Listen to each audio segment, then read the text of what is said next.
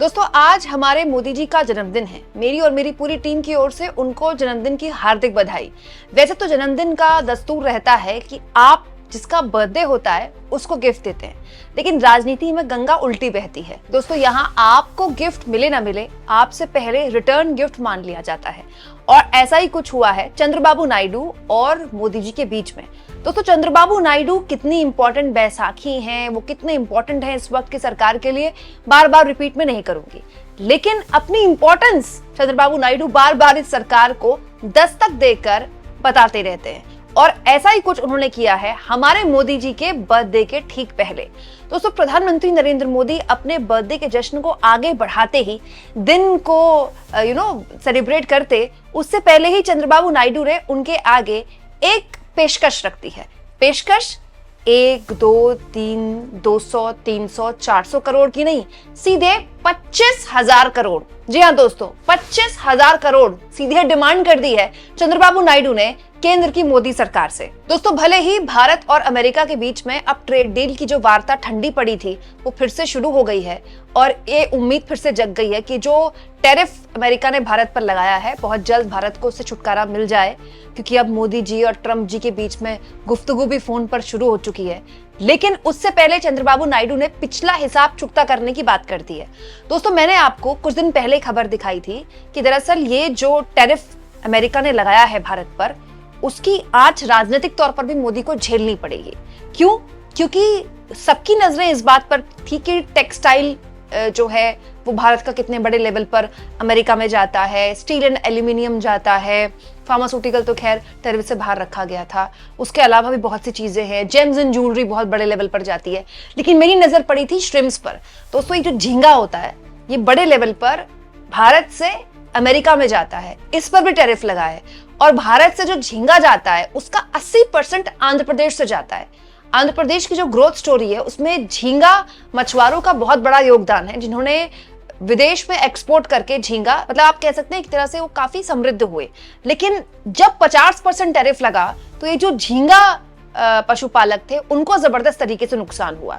अब तक तो नुकसान का आंकड़ा आया नहीं था, लेकिन नायडू साहब ने मोदी जी के जन्मदिन से ठीक पहले उनको नुकसान का आंकड़ा भी बता दिया है। दोस्तों, आंध्र प्रदेश के मुख्यमंत्री चंद्रबाबू नायडू ने कहा है कि अमेरिका की ओर से जो टैक्स लगाया गया है उससे झींगा इंडस्ट्री को करीब 25,000 करोड़ का नुकसान हुआ है और ये इसीलिए क्योंकि 50% टैरिफ लग चुका था और पहले से ही जो ऑर्डर्स प्रस्तावित थे वो ऑर्डर्स कैंसिल हो गए।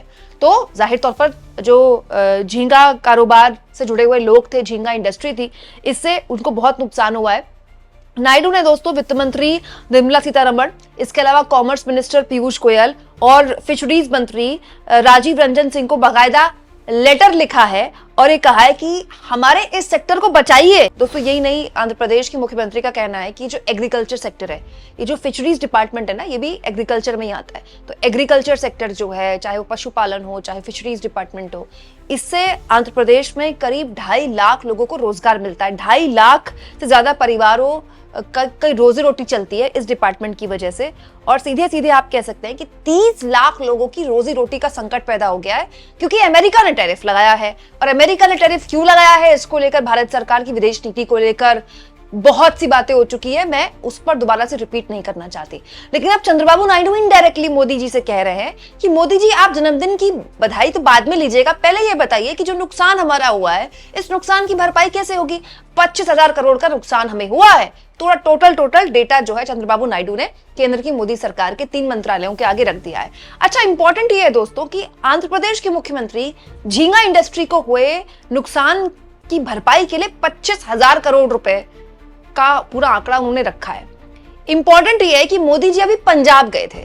पंजाब में वहां भारी बाढ़ आई और जो तबाही मची वो सब जानते हैं आप। वहां जो राहत पैकेज देकर आए मोदी जी वो 1600 करोड़ रुपए था और इसको लेकर भगवंत मान सरकार वहां बिफरी हुई है कि 1600 करोड़ रुपए तो मजाक हो गया पंजाब के लोगों के साथ। 1600 करोड़ रुपए तो कुछ भी नहीं है। मतलब पंजाब में तबाही आई तो वहां दिया जा रहा है 1600 करोड़ रुपए और यहाँ 50% टैरिफ से नुकसान की वजह से आंध्र प्रदेश के मुख्यमंत्री मांग रहे सीधे 25,000 करोड़ रुपए। दोस्तों, आंध्र प्रदेश के मुख्यमंत्री का कहना है कि ये जो आंध्र का मरीन प्रोडक्ट एक्सपोर्ट है, इसका सालाना वैल्यू जो है वो 21,200 करीब करीब 46 के आसपास, 46 करोड़ रुपए के आसपास है, यानी आप कह सकते हैं करीब करीब 22,000 करोड़ का पूरा आंकड़ा आंध्र प्रदेश के मुख्यमंत्री बता रहे हैं। और सरकार ने किसानों को थोड़ी राहत देने के लिए झींगा फीड की कीमत 9 रुपए प्रति किलो घटवाई है, और इससे बिजली खर्च कम करने के लिए सस्ते ट्रांसफार्मर लगाने पर भी सरकार विचार कर रही है। लेकिन सरकार का ये कहना है कि भाई फिलहाल तो हमें बहुत नुकसान हो गया है। यहाँ मैं आपको बता दूं दोस्तों, कुछ और मांगे भी नायडू ने रखी हैं सरकार के आगे। क्या?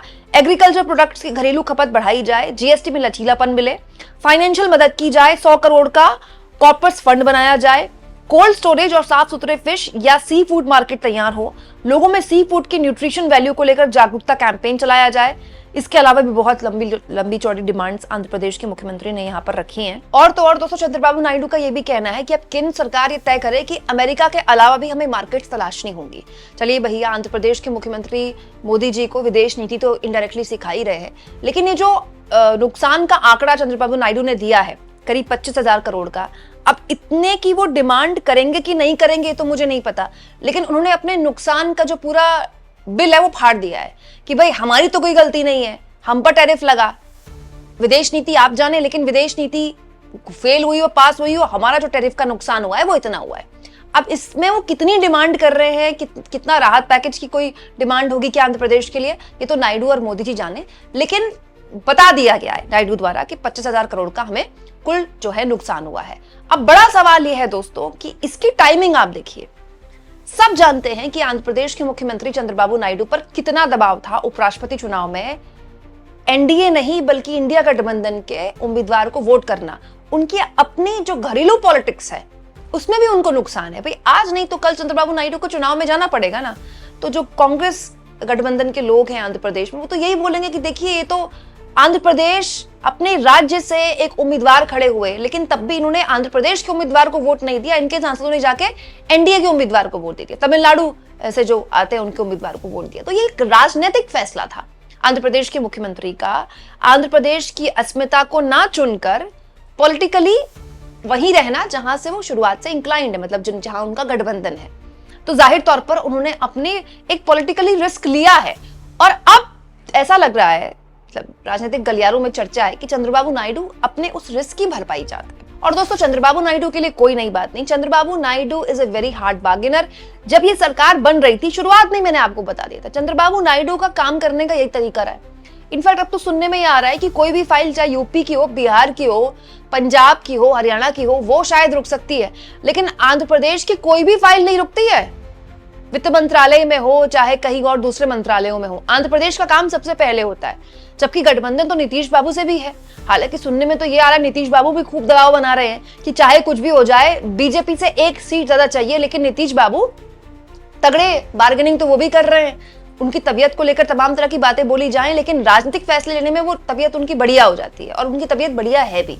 लेकिन चलिए नीतीश बाबू की बात फिर करेंगे। यहाँ तो जो नायडू बाबू हैं वो साफ तौर पर एक इशारा दे रहे हैं सरकार को कि चलिए उपराष्ट्रपति चुनाव तो निपट गया, क्रॉस वोटिंग हुई भी तो आपकी तरफ से नहीं हुई, इधर की तरफ से हुई, इंडिया गठबंधन की तरफ से हुई, लेकिन अब ये बताइए कि जो नुकसान है इसकी भरपाई कैसे होगी। बताइए दोस्तों, बर्थडे के दिन चंद्रबाबू नायडू का ऐसा हिसाब किताब मोदी जी को कैसा लगा होगा?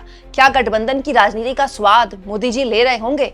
कमेंट बॉक्स में जरूर लिखें, और जितना हो सके दोस्तों चैनल को शेयर भी करें, सब्सक्राइब भी करें, और थैंक्स और ज्वाइन के ऑप्शन से अगर आप चाहें तो कुछ आर्थिक मदद भी चैनल की जरूर करें।